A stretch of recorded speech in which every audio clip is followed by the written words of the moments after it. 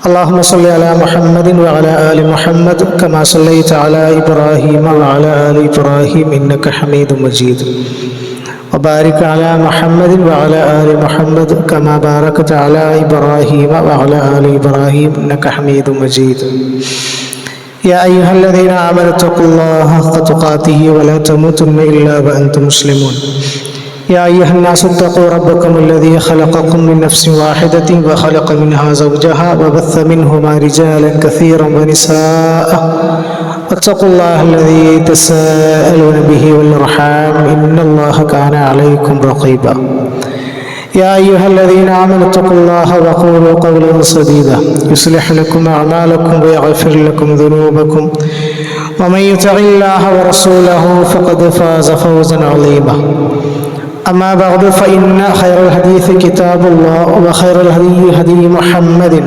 صلى الله عليه وسلم وشر الأمور محدثاتها وكل محدثة بدعة وكل بدعة ضلالة وكل ضلالة في النار أعوذ بالله من الشيطان الرجيم بسم الله الرحمن الرحيم وقال الرسول يا رب إن قوم اتخذوا هذا القرآن محجورا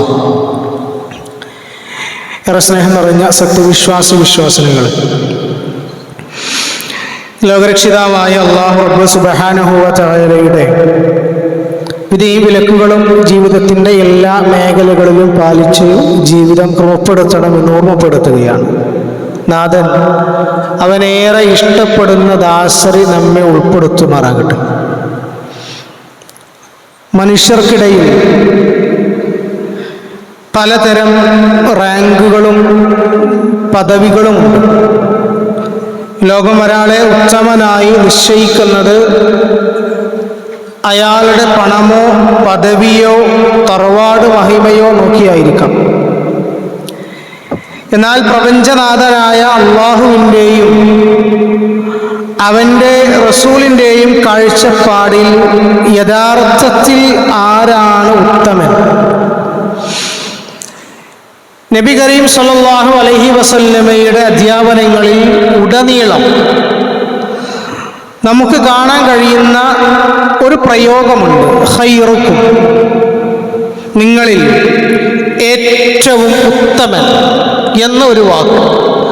അതുപയോഗിച്ചുകൊണ്ട് ഹദീസുകളിൽ പല രീതിയിൽ നമുക്ക് കാണുവാൻ കഴിയും. പല ആളുകളെയും കുറിച്ചൊക്കെ പറയുന്നത്.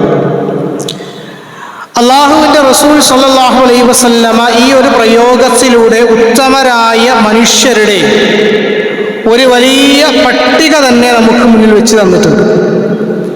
അള്ളാഹുവും റസൂലും പഠിപ്പിച്ച ഉത്തമരുടെ ഗുണങ്ങൾ നേടിയെടുക്കാൻ നമുക്ക് സാധിച്ചിട്ടുണ്ടോ എന്ന ഒരു ചോദ്യം നമ്മളോട് തന്നെ ചോദിക്കുന്നത് ഒരുപക്ഷേ ഉത്തമനാവാൻ നമ്മെ സഹായിക്കുമായിരിക്കാം. എനിക്ക് അള്ളാഹുവിൻ്റെ മുന്നിൽ ഉത്തമനാകണം എന്ന് നാം എപ്പോഴെങ്കിലും കൊതിച്ചിട്ടുണ്ടോ?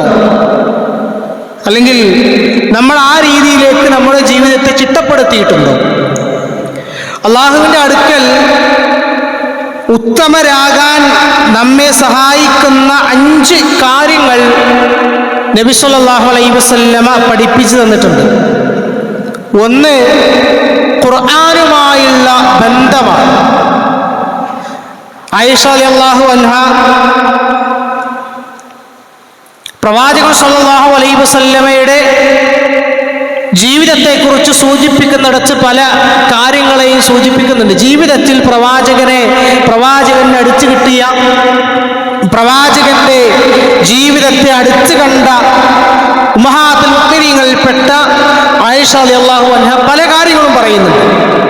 ഇവിടെ പ്രവാചകൻ സല്ലല്ലാഹു അലൈഹി വസല്ലം പറയുന്നത് നേരത്തെ പറഞ്ഞ പോലെ ഖൈറുക്കും മൻ തഅല്ലമൽ ഖുർആന വഅല്ലമഹു, നിങ്ങളിൽ ഏറ്റവും ശ്രേഷ്ഠരായവർ ആരാണെന്ന് വെച്ചാൽ അത് ഖുർആൻ പഠിക്കുകയും അത് പഠിപ്പിക്കുകയും ചെയ്യുന്നവനാണ് എന്നുള്ളതാണ്. ഖുർആൻ പഠിപ്പിക്കുകയും ചെയ്യുന്നവരാണ് ഏറ്റവും ശ്രേഷ്ഠരായത്. ശേഷം മറ്റൊരു ഹദീസിൽ നമുക്ക് കാണുവാൻ കഴിയും, പ്രവാചകൻ പറയുന്നത്, ഇന്ന അഫ്ളലുക്കും മൻ തഅല്ലമൽ ഖുർആന വഅല്ലമഹു, നിങ്ങളിൽ അതിശ്രേഷ്ഠരായ ആൾക്കാർ ഖുർആൻ പഠിക്കുകയും അത് പഠിപ്പിക്കുകയും ചെയ്യുന്നവനാണ് എന്നും പ്രവാചകൻ പറഞ്ഞതായിട്ട് നമുക്ക് കാണാൻ കഴിയും. ഉത്തമരാകാനുള്ള വഴിയാണ് ഖുർആൻ പഠിക്കുകയും പഠിപ്പിക്കുകയും ചെയ്യുക എന്നുള്ളത്. രണ്ടിനും ഇസ്ലാമിൽ വലിയ സ്ഥാനങ്ങളാണുള്ളത്. ഈ ഹദീസിനെ അടിസ്ഥാനമാക്കിക്കൊണ്ട് നമ്മളിൽ എത്ര പേർ ഉത്തമന്മാരാണ് എന്ന് നമ്മോട് ചോദിച്ചാൽ എത്ര പേർക്ക് കൃത്യമായി ഞാനൊരു ഉത്തമനായ ഒരാളാണ് എന്ന് പറയാൻ കഴിയോ? ഞാൻ ഉത്തമരായ ആളുകളുടെ കൂട്ടത്തിൽ മഹാനായ പ്രവാചകൻ സ്വല്ലല്ലാഹു അലൈഹി വസല്ലമ പറഞ്ഞ ഹദീസിൽ രേഖപ്പെടുത്തിയ പരാമർശിക്കപ്പെട്ട ആ കൂട്ടത്തിലുള്ള ഒരാളാണ് എന്ന് നമുക്ക് പറയാൻ സാധിക്കുന്നുണ്ടോ എന്നുള്ളതാണ്. ഷെയ്ഖുൽ ഇസ്ലാം ഇബ്നു തൈമിയ്യ റഹിമഹുല്ലാഹ് പറയുന്നുണ്ട്, വനദിംതു അല തളീഇ അക്തർ ഔഖാതി ഫീ ഗൈരി മആനിൽ ഖുർആൻ, ഖുർആനിന്റെ ആശയങ്ങൾ അത് ഗ്രഹിക്കുന്നതിന് വേണ്ടിയല്ലാത്ത കാര്യങ്ങളിൽ ഞാൻ പാഴാക്കി കളഞ്ഞ ധാരാളം സമയത്തിന്റെ പേരിൽ ഞാൻ ഖേദിക്കുന്നു എന്ന്.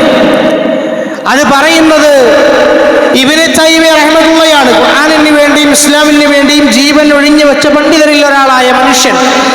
അദ്ദേഹം പറയാണ്, ഞാൻ അതിൻ്റെ ആശയങ്ങൾ ഗ്രഹിക്കുന്നതിന് വേണ്ടിയല്ലാത്ത കാര്യങ്ങളിൽ ഇടപെട്ട് ഞാൻ എൻ്റെ ജീവിതത്തിൻ്റെ നല്ല ഒരു സമയം പാഴാക്കി കളഞ്ഞിട്ടുണ്ട് എന്ന് അവർ പറയാണ്.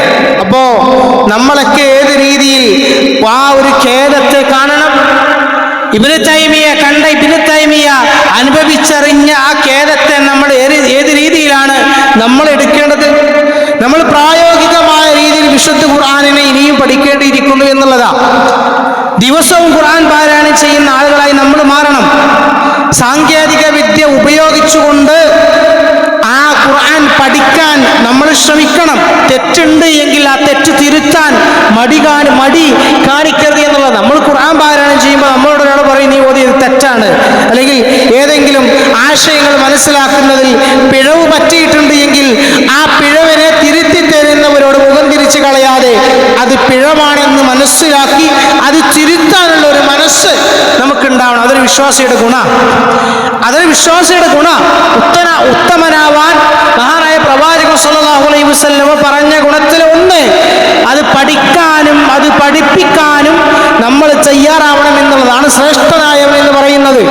അത് പഠിക്കുമ്പോൾ തെറ്റുകൾ വരാം, അത് തിരുത്തുകയും ആ തെറ്റിനെ തിരുത്തി അത് മറ്റുള്ളവരിലേക്ക് എത്തിക്കുന്നവനുമാണ് ശ്രേഷ്ഠൻ എന്നുള്ളതാണ് ഇസ്ലാം പഠിപ്പിക്കുന്നത്. പഠിച്ചത് പ്രാവർത്തികമാക്കാൻ ശ്രമിക്കുക, വെറുതെ വായിച്ച് ഓതിപ്പോവുകയല്ല, മറിച്ച് അത് ജീവിതത്തിൽ പ്രാവർത്തികമാക്കാൻ നമ്മൾ തയ്യാറാവണം എന്നുള്ളതാണ്. അതുകൊണ്ടാണ് അള്ളാഹുവിൻ്റെ പ്രവാചകൻ സ്വല്ലല്ലാഹു അലൈഹി വസല്ലം പ്രാർത്ഥിക്കുന്നത്, അല്ലാഹുമ്മ ജഅലിൽ ഖുർആനൽ അലീമ റബീഅ ഖൽബി, അല്ലാഹുവേ മഹത്തായ ഖുർആനിനെ എൻ്റെ ഹൃദയത്തിൻ്റെ വസന്തവും വനൂറ സ്വദിരി, എൻ്റെ നെഞ്ചിൻ്റെ പ്രകാശവുമാക്കണമേ എന്ന പ്രാർത്ഥന ആ പ്രവാചകൻ പഠിപ്പിച്ചത്. നമ്മുടെ ഹൃദയത്തിനൊരു വസന്തമുണ്ടാക്കാൻ, നമ്മുടെ ഹൃദയത്തിനൊരു നെഞ്ചിനൊരു പ്രകാശമുണ്ടാക്കാൻ ഈ ഖുർആനിനെ കൊണ്ട് സാധിക്കണേ എന്ന പ്രാർത്ഥന നമുക്കുണ്ടായിരിക്കണം. അതേപോലെ തന്നെ നമ്മൾ ആവർത്തിച്ച് മനസ്സിലാക്കേണ്ട ഒരു ആയത്ത് വിശുദ്ധ ഖുർആനിൽ പറയുന്നുണ്ട്. സൂറത്തുൽ ഫുർഖാനിൽ വഖാല റസൂലു യാ റബ്ബി ഇന്നി ഖൗമി ഇത്തഖദു ഹാദൽ ഖുർആന മഹ്ജൂറാ, അല്ലാഹുവേ, പ്രവാചകൻ സ്വല്ലല്ലാഹു അലൈഹി വസല്ലമ അല്ലാഹുവിനോട് പറയുകയാണ്, എൻ്റെ രക്ഷിതാവേ, തീർച്ചയായും എൻ്റെ ജനത ഈ ഖുർആനിനെ അഗണ്യമാക്കി തള്ളിക്കളഞ്ഞിരിക്കുന്നു എന്നുള്ളതാണ്. നമ്മൾ തള്ളിക്കളഞ്ഞവരാണോ?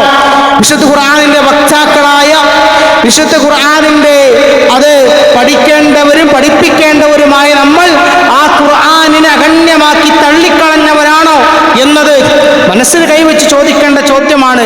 ആ ആയത്ത് നമ്മുടെ മനസ്സിൽ വേണം. ഇത് പ്രവാചകൻ പറയുന്നതായി പറഞ്ഞു എന്ന് പറഞ്ഞുകൊണ്ട് വിശുദ്ധ ഖുർആനിൽ അള്ളാഹു പരാമർശിച്ചൊരായത്താണ്. റബ്ബേ, എൻ്റെ ജനത എൻ്റെ ഈ ഖുർആനിനെ തള്ളിക്കളഞ്ഞിരിക്കുന്നു എന്ന് മഹാനായ പ്രവാചകൻ സ്വല്ലല്ലാഹു അലൈഹി വസല്ലം പറയാ. എവിടെയാണ് നമുക്ക് ഖുർആൻ അവഗണിക്കേണ്ടി വന്നത്? ഏത് രീതിയിലാണ് നമ്മൾ ആ ഖുർആനിനെ പാരായണം ചെയ്യുന്നില്ല? പണ്ട് കാലങ്ങളിലുള്ളതുപോലെ ഒരു വിശുദ്ധ ഖുർആനിന്റെ ഒരു ചുറ്റുപാടോ അങ്ങനെ ഒരു അന്തരീക്ഷമോ നമ്മുടെ വീടുകളിൽ ഇന്ന് നിലനിൽക്കുന്നില്ല എന്ന യാഥാർത്ഥ്യമാണ് ശരിയായ കാര്യം എന്ന് പറയുന്നത്. നമ്മുടെ വീടുകൾ ഖുർആൻ പാരായണമില്ല. ഒക്കെ ചെറിയ ചെറിയ കുടുംബങ്ങളായി മാറിയപ്പോൾ വീടുകളിൽ ഖുർആൻ പാരായണം നന്നേ കുറഞ്ഞു പോയി എന്നുള്ളതാണ്. മാത്രമല്ല, അർത്ഥമറിഞ്ഞ് ചിന്തിക്കാതിരിക്കുക, അതിന്റെ അർത്ഥത്തെക്കുറിച്ച് പോലും ആലോചിക്കാതെ വെറുതെ ഓതുന്നതാണെങ്കിൽ പോലും അത് വെറുതെ ഓതിക്കൊണ്ട് പോകുന്ന രീതി ജീവിതത്തിൽ പകർത്താതിരിക്കുക വളരെ പ്രധാനപ്പെട്ടത്. വളരെ പ്രധാനപ്പെട്ട കാര്യം ജീവിതത്തിൽ അത് പകർത്താതിരിക്കുക എന്നുള്ളതാണ്. ഒരു ആയത്തിറങ്ങിയാൽ ആ ആയത്ത് പഠിച്ച് അതിൻ്റെ അർത്ഥം മനസ്സിലാക്കി അത് ജീവിതത്തിൽ പകർത്തിയതിന് ശേഷമേ അടുത്തൊരായത്ത് സഹാബാക്കൾ പഠിച്ചിരുന്നുള്ളൂ എന്നത് നമുക്ക് ഇസ്ലാമിക ചരിത്രങ്ങളിൽ കാണാൻ സാധിക്കും.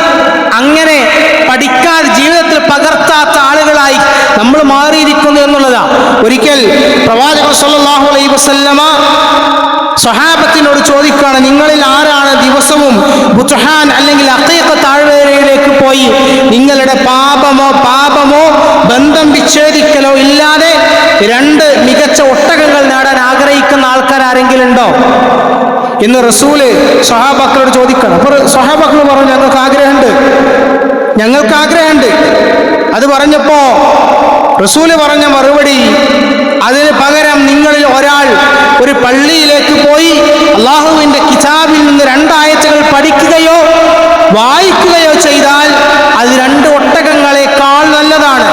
3 ആയത്തുകൾ നിങ്ങൾ പഠിക്കുകയോ വായിക്കുകയോ ചെയ്താൽ 3 ഒട്ടകങ്ങളെക്കാൾ നല്ലതാണ് എന്ന് പ്രവാചകൻ സല്ലല്ലാഹു അലൈഹി വസല്ലമ പറഞ്ഞതായിക്കൊണ്ട് നമുക്ക് കാണാൻ കഴിയും. നമ്മൾ ഖുർആനിൻ്റെ ആളുകളാണ്, പക്ഷേ ആ ഖുർആനും നമ്മളുമായിട്ടുള്ള ബന്ധം അതിങ്ങനെ അകന്നകന്നു പോയിക്കൊണ്ടിരിക്കണം. ഓരോ ദിവസം കഴിയും തോറും നമ്മൾ ആ ഖുർആനിൽ നിന്ന് അകന്നു പോവുക. റമദാൻ മാസം വരുമ്പോൾ ഒന്ന് അടുക്കും, റമദാൻ കഴിഞ്ഞാൽ വീണ്ടും അകലും. അതങ്ങനെ തുടർച്ചയായി സംഭവിച്ചുകൊണ്ടിരിക്കുകയാണ്. ഖൈറക്കും മൻ തഅല്ലമൽ ഖുർആന വഅല്ലമഹു, നിങ്ങളിൽ ഏറ്റവും ശ്രേഷ്ഠരായവർ അത് ഖുർആൻ പഠിക്കുകയും അത് പഠിപ്പിക്കുകയും ചെയ്യുന്നവരാണ് എന്ന പ്രവാചകന്റെ ഹദീസിനെ അറബി കോളേജുകൾ പറയാൻ മാത്രമുള്ളതല്ല.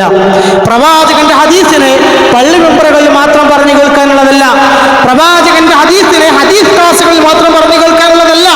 ജീവിതത്തിൽ പകർത്താൻ, വിശുദ്ധ ഖുർആനിന്റെ വക്താക്കളായി മാറാൻ അല്ലാഹുവിന്റെ പ്രവാചകൻ സല്ലല്ലാഹു അലൈഹി വസല്ലമ സർവ്വമുഅ്മിനീങ്ങളോടുമായി പറയപ്പെട്ട കാര്യമാണ് എന്നുള്ളത് നമ്മൾ ഓർത്തിരിക്കണം എന്നുള്ളത്. ഒന്ന്, അതാണ് ഖുർആനിനെ പ്രയോഗവൽക്കരിക്കുക എന്നുള്ളത്. 2, ഉത്തമമായ സ്വഭാവത്തിനോട് ഉടമകളാകണം. ഒരാൾ ഉത്തമനാകണം എന്നുണ്ടെങ്കിൽ പ്രവാചകൻ സല്ലല്ലാഹു അലൈഹി വസല്ലമ അബ്ദുല്ലാഹി ഇബ്നു ഉമർ റളിയല്ലാഹു അൻഹു പറയാണ്, ഖാല ലം യകുനി നബി സല്ലല്ലാഹു അലൈഹി വസല്ലം ഫാഹിഷൻ വലാ മുതഫഹിഷൻ വകാന യഖൂലു ഇന്ന മിൻ ഖിയാറിക്കും അഹ്സനുക്കും അഖ്ലാഖ. അബ്ദുല്ലാഹി ഇബ്നു ഉമർ റളിയല്ലാഹു പറയാണ്, അംർ ഇബ്നു ആസ് പറയാണ്, നബി സല്ലല്ലാഹു അലൈഹി വസല്ലമ മോശപ്പെട്ട ഒരു സ്വഭാവക്കാരനായിരുന്നില്ല, അശ്ലീലം സംസാരിച്ചിരുന്നില്ല. അവിടുന്ന് പറയുമായിരുന്നു, നിങ്ങളിൽ ഏറ്റവും സൽസ്വഭാവമുള്ളവരാണ് നിങ്ങളിൽ കൂടുതൽ ഉത്തമർ എന്നുള്ളതാണ്. സൽസ്വഭാവമുള്ളവർ കൂടുതൽ ഉത്തമന്മാരാണ്. പ്രവാചകൻ സല്ലല്ലാഹു അലൈഹി വസല്ലമ അശ്ലീലം പോലും പറയുമായിരുന്നില്ല എന്നുള്ളതാണ്. നബി സല്ലല്ലാഹു അലൈഹി വസല്ലമയുടെ സ്വഭാവത്തെക്കുറിച്ച് ചോദിക്കപ്പെട്ടപ്പോൾ ആയിഷ ബീവി പറഞ്ഞത്, കാന ഖുലുഖുഹു അൽ ഖുർആൻ വ ഇന്നക ലഅലാ ഖുലുഖിൻ അളീം. അദ്ദേഹത്തിന്റെ സ്വഭാവം എന്ന് പറയുന്നത് അത് ഖുർആനായിരുന്നു. വ ഇന്നക ലഅലാ ഖുലുഖിൻ അളീം, ഏറ്റവും ഉന്നതമായ ശ്രേഷ്ഠമായ സ്വഭാവത്തിനുടമയാകുന്നു പ്രവാചകൻ എന്ന് വിശുദ്ധ ഖുർആൻ പറയാണ്. ഒരു ഇലക്ഷൻ കഴിഞ്ഞ്, ഒരു തെരഞ്ഞെടുപ്പ് കഴിഞ്ഞ് അതിന്റെ റിസൾട്ട് വന്നപ്പോൾ നമ്മുടെ ഉമ്മത്ത് തെരുവിലിറങ്ങി കാട്ടിയ പേക്കൂത്തുകളുണ്ട്. ആ ഉമ്മത്ത് നമ്മുടെ തെരുവുകളിൽ ഇറങ്ങി കാട്ടിയ ചില കൊള്ളരുതായ്മകളുണ്ട്, ചില തെറ്റുകളുണ്ട്. ആ തെറ്റുകളെ കൃത്യമായി ചൂണ്ടിക്കാണിച്ച് അത് തെറ്റാണ് എന്ന് പറയാൻ പലർക്കും മടിയായി തുടങ്ങിയിരിക്കുന്നു, അല്ലേ?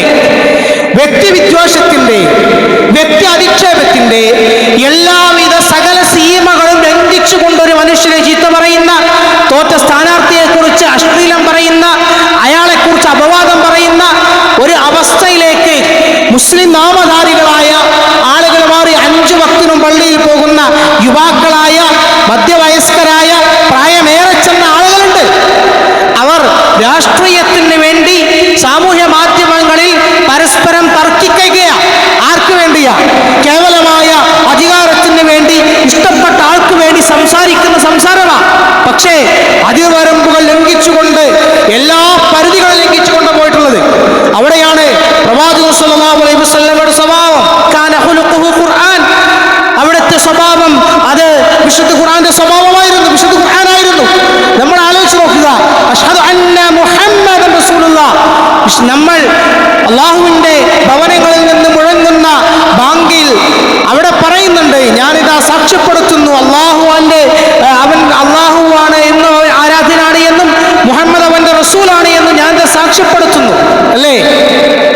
ഈ സാക്ഷ്യപ്പെടുത്തിയവൻ, ഈ സാക്ഷ്യവാചകം ചൊല്ലിയവൻ, ആ ഖുർആനിന്റെ അധ്യാപനങ്ങൾ മുറുകെ പിടിക്കുന്നവൻ എന്ന് പറയുന്നവൻ, അവൻ ആ അങ്ങാടികളിലേക്ക് ഇറങ്ങി തോന്നിവാസം കാണിക്കുകയാണ്.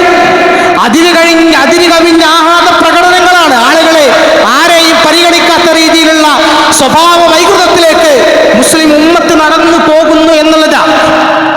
ആ ഒരു അവസ്ഥയിലേക്ക് നമ്മൾ മാറിയിട്ടുണ്ട്. ഇതാണോ ഉത്തമരായ സമുദായത്തിന്റെ ഉത്തമരായ സ്വഭാവം കിട്ടേണ്ടതിന്റെ, ഉത്തമരായ സ്വഭാവം പ്രകടിപ്പിക്കേണ്ട ആളുകൾക്കിടയിൽ കാണിക്കേണ്ടവൻ ചെയ്തു കൂട്ടുന്ന കോപ്രായങ്ങളാണ്? ഇവിടെ പ്രവാചകന്റെ അനുയായികൾ, ഈ പറയുന്നവരെല്ലാം പ്രവാചകന്റെ അനുയായികളാണ്. പേര് പ്രവാചകൻ സ്വല്ലല്ലാഹു അലൈഹി വസല്ലമക്ക് ഇഷ്ടപ്പെട്ട, അള്ളാഹുവിന് ഇഷ്ടപ്പെട്ട പേര് സ്വീകരിച്ചവരാ ഈ കാട്ടിക്കൂട്ടുന്നതെല്ലാം. നോക്കൂ നിങ്ങൾ, നമ്മൾ എന്തുകൊണ്ട് ഈ രീതിയിലേക്ക്, നമ്മൾ ആ അവസ്ഥയിലേക്ക് നമ്മൾ ഇറങ്ങിപ്പോകുന്നു എന്നുള്ളതാണ്. ആ ഒരു പ്രവാചകൻ സ്വല്ലല്ലാഹു അലൈഹി വസല്ലമയുടെ സ്വഭാവത്തെ പ്രയോഗവൽക്കരിക്കാനെങ്കിലും നമ്മൾ തയ്യാറാകണ്ടേ? ഒന്ന് പുഞ്ചിരിച്ചുകൂടെ? പുഞ്ചിരി ശീലമാക്കുക. വഴിയിൽ കാണുന്നവരോടൊന്ന് ചിരിക്കുക.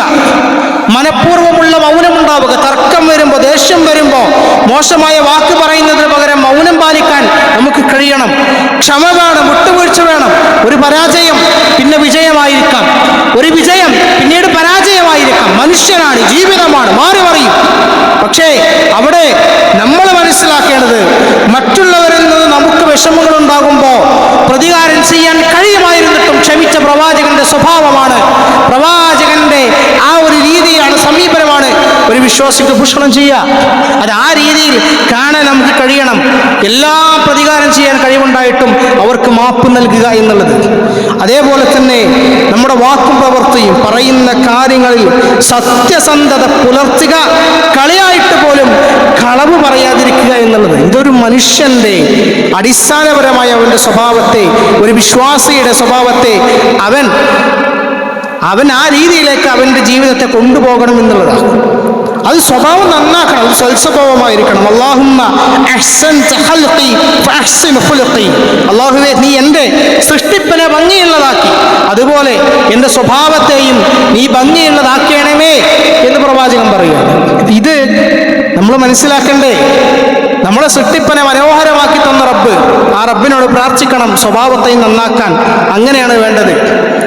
അപ്പൊ സ്വഭാവം നന്നാക്കണം, എങ്കിലേ ഉത്തമനാവുകയുള്ളൂ എന്നാണ് ഇസ്ലാം പറയുന്നത്.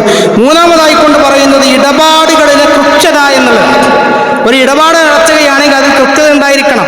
ഒരിക്കൽ പ്രവാചകൻ സ്വല്ലല്ലാഹു അലൈഹി വസല്ലമയുടെ അരികിലേക്ക് ഒരാൾ കയറി വരാം. അദ്ദേഹം അല്ലാഹുവിന്റെ റസൂൽ സ്വല്ലല്ലാഹു അലൈഹി വസല്ലം അദ്ദേഹത്തിന് കടം കൊടുക്കാനുണ്ടായിരുന്നു. അത് തിരിച്ചു ചോദിക്കാനാണ് അദ്ദേഹം വന്നത്. അപ്പോൾ അയാൾ പ്രവാചകനോട് വളരെ പരുഷമായിട്ടാണ് പെരുമാറിയത്. അപ്പോൾ സ്വഹാബാക്കൾ അയാൾ നേരിടാൻ വരികയാണ്. ഇങ്ങനെയൊക്കെ സംസാരിക്കാൻ പാടുണ്ടോ എന്ന് പറഞ്ഞുകൊണ്ട് പ്രവാചകന്റെ സ്വഹാബാക്കൾ ഈ മനുഷ്യനെ നേരിടാൻ വേണ്ടി വരുമ്പോൾ പ്രവാചകൻ സ്വല്ലല്ലാഹു അലൈഹി വസല്ലമ അവരെ തടഞ്ഞുകൊണ്ട് പറഞ്ഞു, അയാളെ വിട്ടേക്കുക. തീർച്ചയായും അവകാശപ്പെട്ടവന് സംസാരിക്കാനുള്ള അധികാരമുണ്ട്. എന്നിട്ട് പ്രവാചകൻ പറഞ്ഞു, തീർച്ചയായും അവകാശപ്പെട്ടവന്റെ ആ അവകാശത്തെ നിങ്ങൾ കൊടുക്കുക. അയാൾക്ക് നൽകാനുള്ള, അയാളുടെ പ്രായത്തിലുള്ള ഒരു ഒട്ടകത്തെ നിങ്ങൾ അയാൾക്ക് വാങ്ങി നൽകുക എന്ന് പറഞ്ഞു. അപ്പൊ സ്വഹാബാക്കൾ പറഞ്ഞു, അങ്ങനെ വാങ്ങി നൽകാനുള്ള, ആ പ്രായത്തിലുള്ള വാങ്ങി നൽകാനുള്ള ഒട്ടകം റസൂലേ, അതിനുള്ള വിലയോ അങ്ങനെ ഒട്ടകം നമ്മുടെ കയ്യിലില്ല. അപ്പൊ റസൂൽ പറഞ്ഞു, നിങ്ങൾ അങ്ങനെ കണ്ടെത്താൻ കഴിയുന്നില്ല എങ്കിൽ നിങ്ങൾ വാങ്ങിയത് അയാൾക്ക് തന്നെ നൽകുക എന്ന്. തീർച്ചയായും നിങ്ങൾ ഉത്തമൻ എന്ന് പറയുന്നത് കടം വീട്ടുമ്പോൾ ഏറ്റവും നല്ല രീതിയിൽ വീട്ടുന്നവരാണ്. ഓരോ വീടിന്റെ മുന്നിൽ പോയിട്ടും വായിൽ കൊള്ളാത്ത സംസാരങ്ങൾ സംസാരിച്ച് അവരുടെ മാനസികമായി തളർത്തിക്കളഞ്ഞ്, അതേപോലെ തന്നെ കടം ചോദിച്ച് ബുദ്ധിമുട്ടാക്കി അങ്ങനെ പ്രയാസപ്പെടുത്തുന്ന ആളെക്കുറിച്ച് അങ്ങനെ പ്രയാസപ്പെടുത്തുന്നവരെ കുറിച്ചും അതേപോലെ തന്നെ പ്രവാചകൻ എതിർക്കുന്നൊരു കാര്യമാണ്. കൃത്യമായ സമയത്ത് കടം വാങ്ങുകയാണ് വാക്കാണെങ്കിൽ അത് കൃത്യമായ സമയത്ത് തിരിച്ചു കൊടുക്കാൻ കഴിയണം എന്നുള്ളതാണ്. വാക്ക് പാലിക്കുന്നതിലും കടബാധ്യതകൾ തീർക്കുന്നതിലും കൃത്യത കാണിക്കുന്നവനാണ് യഥാർത്ഥ വിശ്വാസി എന്നുള്ളത്. അതൊരു ഉത്തമമായ ഒരു സ്വഭാവത്തിൻ്റെ ഉടമയ്ക്ക് അതിന് സാധിക്കുള്ളൂ. അപ്പോൾ വാങ്ങുന്നവൻ അത് കൃത്യമായി കൊടുക്കാൻ, സമയബന്ധിതമായി ഇത് പാലിക്കാൻ അയാൾക്ക് അത് കൃത്യമായി ചെയ്യണം. അത് അയാളുടെ കാര്യം. അത് വളരെ ഗൗരവമായിട്ട് ഇസ്ലാം പറയുന്ന ഒരു കാര്യമാണ്. പ്രവാചകന്റെ അടുത്ത് വന്നപ്പോൾ ഒന്ന് ചൂടായപ്പോൾ പ്രവാചകൻ പറഞ്ഞു വേണ്ട, അതിനുള്ള അവകാശം അയാൾക്കുണ്ട്, അത് നിങ്ങൾ വെച്ചു കൊടുക്കണം എന്ന്. ഈ കാര്യങ്ങളെല്ലാം കൃത്യമായി കൊണ്ട് മനസ്സിലാക്കാൻ നമുക്ക് സാധിക്കണം. എങ്കിലേ ഒരു ഉത്തമനായ ഒരു മനുഷ്യനായിട്ട് നമുക്ക് കാണാൻ കഴിയുള്ളൂ. അതേപോലെ തന്നെ നാലാമതായി കൊണ്ട് പറയുന്നത് ഗുണകാംക്ഷയുള്ള വ്യക്തിയായിരിക്കണം എന്നുള്ളതാണ്. ഗുണകാംക്ഷയായിരിക്കും. ഒരിക്കൽ പ്രവാചകൻ സ്വല്ലല്ലാഹു അലൈഹി വസല്ലമ ഇരിക്കുന്ന കുറച്ച് ആൾക്കാരുടെ അടുത്തേക്ക് പ്രവാചകൻ ചെന്നു. എന്നിട്ട് ചോദിച്ചു, നിങ്ങളിൽ ഏറ്റവും ഉത്തമനായ ആള് ആരാണെന്ന്, ഏറ്റവും മോശമായ ആള് ആരാണെന്ന് ഞാൻ പറഞ്ഞു തരട്ടെയോ എന്ന്. ഞാൻ പറഞ്ഞു തരട്ടെ. സംസാരിച്ചിരിക്കുന്ന സമയത്ത് പ്രവാചകൻ ചെന്നിട്ട് പറയണം, നിങ്ങൾ ഏറ്റവും നല്ല ആളും ഏറ്റവും മോശമാണ് ആരാണെന്ന് ഞാൻ പറഞ്ഞിട്ടുണ്ട്. ആ സംസാരിച്ചു കൊണ്ടിരുന്ന സദസ്സുകൾ നിശബ്ദമായി, അങ്ങോട്ട് സൈലന്റ് ആയിപ്പോയി. എന്നിട്ട് പ്രവാചകൻ 3 തവണ ഇങ്ങനെ ആവർത്തിച്ചു. എന്നിട്ട് പ്രവാചകനോട് പറയണം, അല്ലാഹുവിൻ്റെ റസൂലേ, അത് ഞങ്ങൾക്ക് പറഞ്ഞു തന്നാലും എന്ന് അവർ പറഞ്ഞപ്പോൾ പ്രവാചകൻ പറഞ്ഞു, നിങ്ങളിൽ ഏറ്റവും ഉത്തമൻ എന്ന് പറയുന്നത് തൻ്റെ നന്മ പ്രതീക്ഷിക്കപ്പെടുകയും തൻ്റെ തിന്മയെക്കുറിച്ച് ഭയപ്പെടേണ്ടതില്ലാത്തവനുമാണ്.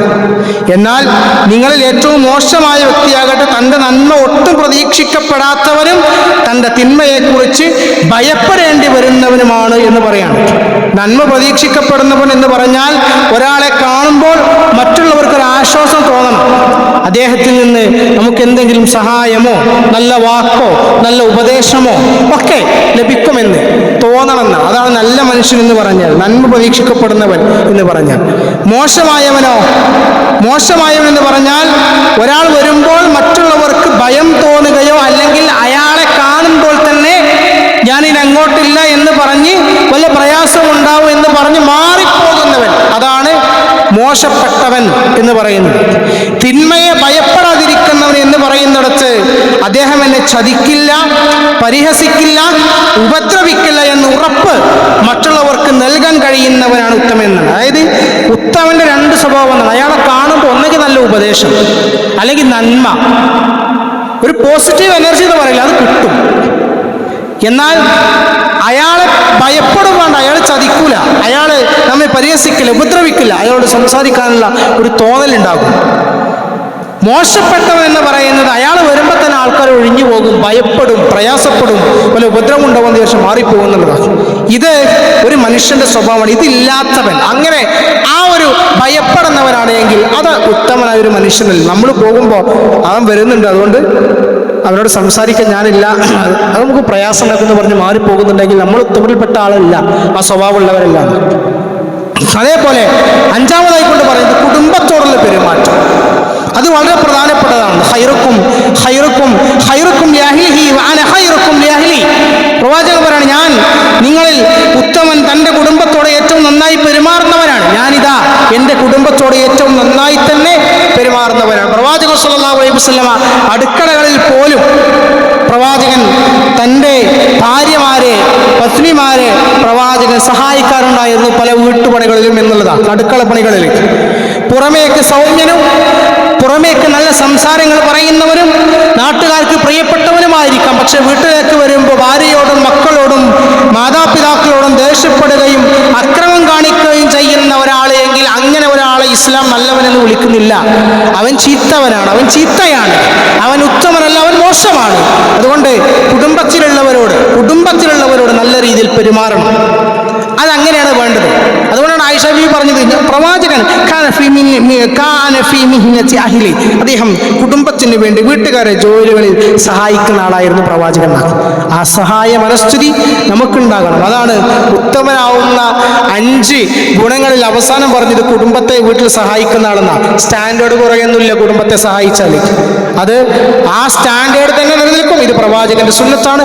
അത് അതുപോലെ കാണുകയും പരിഗണിക്കുകയും ചെയ്യുക. അള്ളാഹു അത്തരക്കാരിൽ നമ്മെ ഉൾപ്പെടുത്തി അനുഗ്രഹിക്കുമാറാകട്ടെ.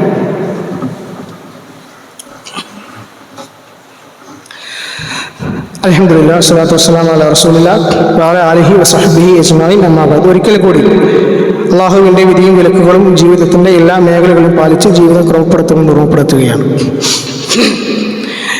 കഴിഞ്ഞ ഖുതുബയിൽ സൂചിപ്പിച്ച അതേ കാര്യം തന്നെയാണ് സൂചിപ്പിക്കുകയാണ്. ഉളുഹിയ്യത്തിൻ്റെ അതിൻ്റെ പങ്കുചേരാനുള്ള പങ്കാളിത്തത്തിനുള്ള ഒരു സമയമാണ്. ആ സമയത്തെ വേണ്ട രീതിയിൽ ഉപയോഗപ്പെടുത്തുക. ഇതൊരു ഏറ്റവും നല്ല ഒരു അവസരമായി കാണുക. പ്രവാചകൻ സല്ലല്ലാഹു അലൈഹി വസല്ലം പറഞ്ഞതുപോലെ ആരെങ്കിലും അതിൽ നിന്ന് മനഃപൂർവ്വമായിട്ട് കഴിവുണ്ടായിട്ടും വിട്ടുനിൽക്കുന്നവനാണ് എങ്കിൽ അവൻ മുസല്ലയിലേക്ക് വരാതിരിക്കട്ടെ എന്ന് പ്രവാചകൻ പറഞ്ഞിട്ടുണ്ടെങ്കിൽ അതിൻ്റെ ഗൗരവം നമ്മൾ മനസ്സിലാക്കുക. നമ്മൾക്ക് കഴിയുന്ന രീതിയിൽ തന്നെ ഈ കാര്യങ്ങളൊക്കെ നടക്കുന്നത് അത് ആ രീതിയിൽ തന്നെ നമ്മൾ മനസ്സിലാക്കാം. പലപ്പോഴും ഒരു വീഡിയോ കാണാനാണ്. ഒരു ഐഫോണൊക്കെ കയ്യിലുള്ള ഒരു വ്യക്തിയെ സംബന്ധിച്ചിടത്തോളം അയാളൊരു ഒരു ഷെയർ കൂടാൻ അർഹനാണ്, അയാൾ നിർബന്ധമായിട്ടും കൂടണമെന്നാണ്. അപ്പം അത് ഏത് രീതിയിൽ ചിലപ്പം EMI ഒക്കെ അടച്ച് കൊണ്ടുപോകുന്ന ആൾക്കാരുണ്ടാവും.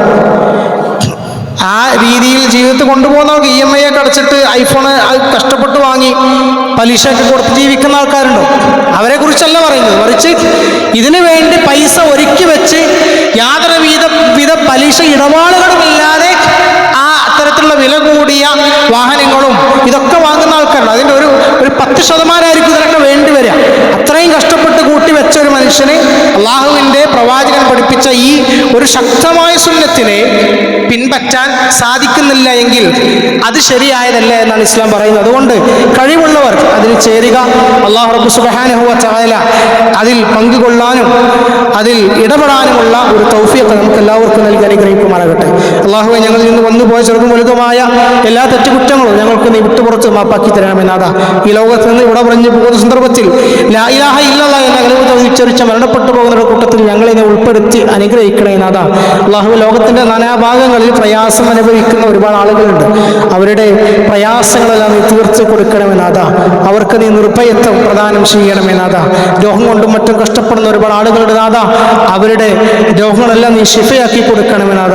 ലോകത്തിന്റെ നാനാഭാഗങ്ങളിൽ മുസ്ലിമായി ജീവിക്കുന്നതിന്റെ പേരിൽ പ്രയാസം അനുഭവിക്കുന്ന ആളുകളുടെ അവർക്ക് റബ്ബേ നിന്റെ റഹ്മത്ത് നീ പ്രദാനം ചെയ്യണമെന്നാഥ.